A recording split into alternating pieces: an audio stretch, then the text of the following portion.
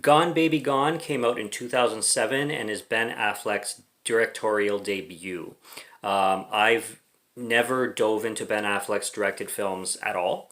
The first one I seen by him was The Town, and it was very average to me. I didn't fall in love with it as a lot of people did, but a lot of people praise Ben Affleck for his directing skills specifically, especially in his well, this one being his directorial debut, people adored it, and then people adored The Town, and people adored Argo. It took a Best Picture. I've never seen Argo. He recently just came out with the film Air, which it looks intriguing, it looks interesting, and it's doing really well. So I think I'm going to give that one a whirl. But I'd say I'm a novice when it comes to Ben Affleck's films because, like I said, the only one I've actually seen entirely is The Town, and the other ones I pretty much haven't seen at all other than Gone Baby Gone, which I've watched for the first time and I'm going to be talking about. Now, this one was really, really impressive. I can already say that I like this film better than The Town for sure. Very great story. With its dark themes and dark elements and kind of mystery vibes that they were going with, it really reminded me of the film Prisoners. Now, it's not like as mysterious as Prisoners. It obviously takes a different route when it comes to the plot. It's not exactly the same, but it has that same mood and style and tone. This film is painted around Boston. It completely takes place in Boston, so everybody has full on Boston accents, and you get the vibe and the culture really screaming off screen kind of thing. It's really well done that way, and we have a story basically of a missing little girl. This is where I got like the prisoner similarities. So this little girl's missing. Her mother is, I'm just gonna say, not the best mother. She's kind of a scumbag. Um, Trying not to be too mean, but she doesn't have the greatest morals, the greatest decency or motherly skills that somebody can have in her position. And we have these two characters. One played by Casey Affleck, who is basically the star of the show. His name is Patrick, and his girlfriend, if it's yeah, it's his girlfriend is named Angie. And they live together, and they start to work with the police to go find this missing girl. Morgan Freeman is also in this film in a killer performance too. He is a side character, I will say. He doesn't show up on screen a ton, but when he does a marvelous job as usual. And he plays the chief of police in this film. And Patrick and Angie basically, like I said, they're doing kind of like the neighborhood watch, searching for this girl and giving any information they can find to the cops to find this girl. Patrick has some connections to like the gangs in the area, and he has people he knows that he can talk to, and kind of either witnesses or suspects that he can find that he can also give to the police. And in this film, after the like midway point of the film, in the second part of the film, this film really starts to feel like a different movie. So there's the first part of it, and then this big thing happens where all these characters come together, and there's this big moment and reveal. And then from there on, the film really feels like a different film. And as soon as that second part started, it started to drag a little bit and become a little bit dull, where I'm like, I really hope that this I hope this is not a film where I love the first half and then the second half is just super disappointing, because I've watched a few films that are like that, and then by the second half I'm just checked out and I just want to turn it off by then, because I just want to keep the first half that was so good in my mind. And this film started to do that in the second half, but it lulled, but then it slowly picked back up, and then it started to relate to the first half a lot, and things started to roll with the momentum. And then I was like, okay, we're back on track. I'm starting to love this again. And then when we get to the climax is one of the biggest reasons why this film is so good, and why critics love it for its direction that Ben Affleck gave it, because we're dealing with a lot of moral conflict in this film. And there's different sides to people's opinions, and there's a massive amount of gray area where you know morally, what's right and wrong.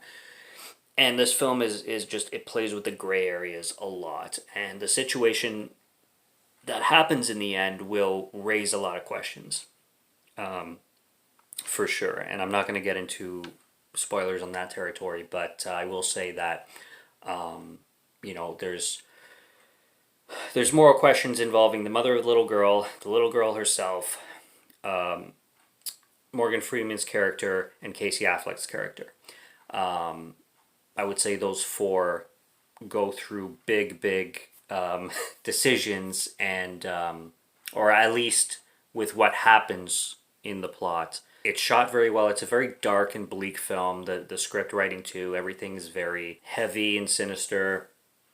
The language is heavy. Like the language is rough, you could say. The themes are rough. I personally had no sympathy and no like and no care. I would even go that far for the mother of the little girl.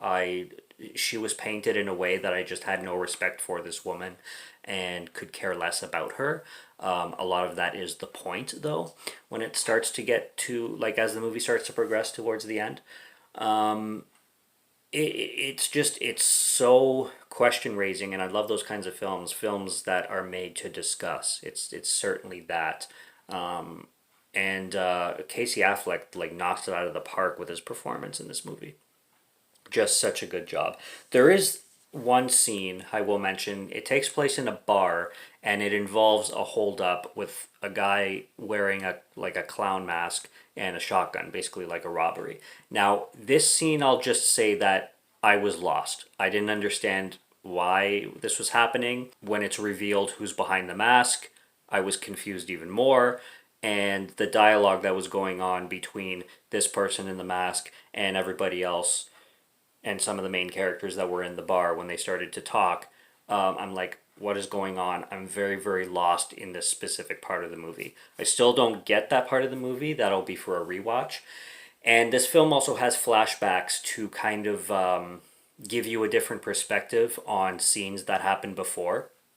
So it'll flash back to those scenes, but with some information that you have now, that you've gotten to further now that you've gotten further into the film, those flashbacks are played out in different ways, kind of in different angles that make you understand the full story where you may have not before, and that definitely gives this film even more rewatch value. It's a film that leaves you thinking a lot on everything that's going on, and there's a lot of dense plot points going on with each and every character, and the characters all kind of intertwined with each other too, so it'll definitely keep you thinking. This is a film you want to pay attention to, and not one you ever want to be on your phone in the middle of, because you're gonna be lost if that's the case. You definitely want to pay full attention to this film.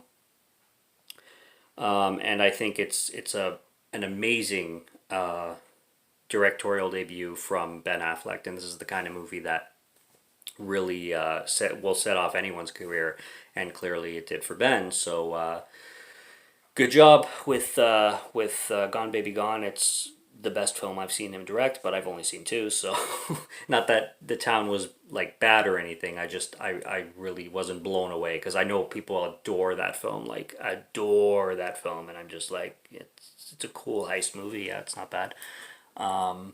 But yeah, Ben Affleck likes to definitely keep his films raw too. I notice, very bleak stuff. But Gone Baby Gone definitely, has the upper hand. Has the upper hand, in my opinion, when it, like, on which is the better film. So, I'll check out the rest of his stuff, and I will see how his films play out, because he is certainly off to a good start with with this one, and with The Town. So The Town actually needs a rewatch too. So now that I'm reviewing this, I'm probably gonna rewatch The Town sometime soon, and reshape my thoughts on that film. But yeah, Gone Baby Gone is great, and it's streaming on Netflix right now, at least Netflix Canada. and go check it out while it's still on there. Subscribe to Morgan Film Fan if you like to listen to my voice or if you like my film reviews. I'll be back with more soon, so stay tuned for those. Check out what's on the channel already. Stay tuned for what's coming. Until next review, have a good one. Take care and cheers.